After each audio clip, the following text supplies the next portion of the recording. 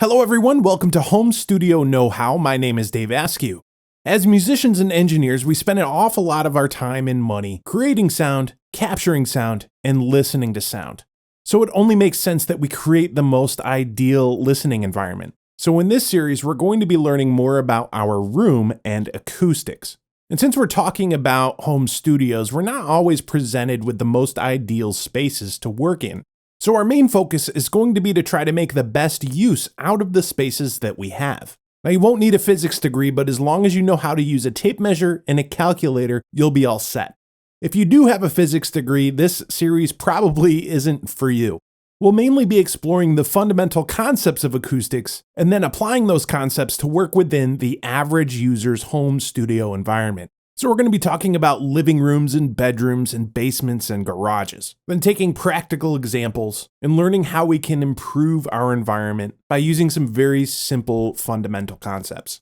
So if this is your first time exploring the world of acoustics, you've come to the right place. We're going to learn a lot in this series together and start to get you on the right track with being acoustically minded.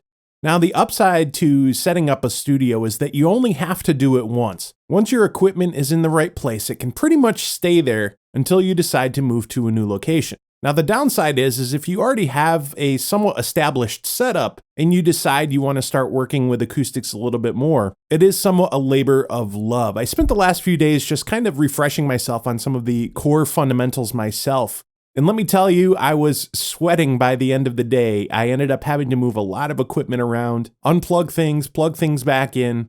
So before you get started, it's going to be important for you to have a pretty good working concept of how your studio is connected. Because if you do have to move any equipment, you're going to have to reconnect it again later. The smartphone will always help because you can always take pictures of how things are connected. You can even easily take notes on the same device and use it as a calculator and a flashlight and everything. So my smartphone has certainly become an indispensable tool in my studio. In the next few videos, we're going to be learning about some of the basic parts and physical principles of sound waves. Then we'll be taking a closer look at the things that create our sound waves in the studio, and that's going to be our speakers. There's a few important topics on that end that's going to be important to know about before we start working with our room.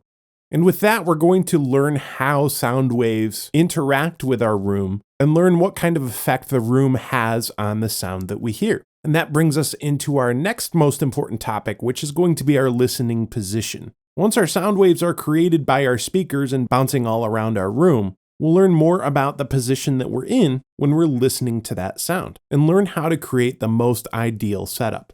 Once we have everything set up properly, we'll go over some basic things that you need to know about acoustic treatment. So any kind of sound work that you do, whether it be music, engineering, voiceover, either professionally or as a hobby, you'll find that there's some good information in here for everyone.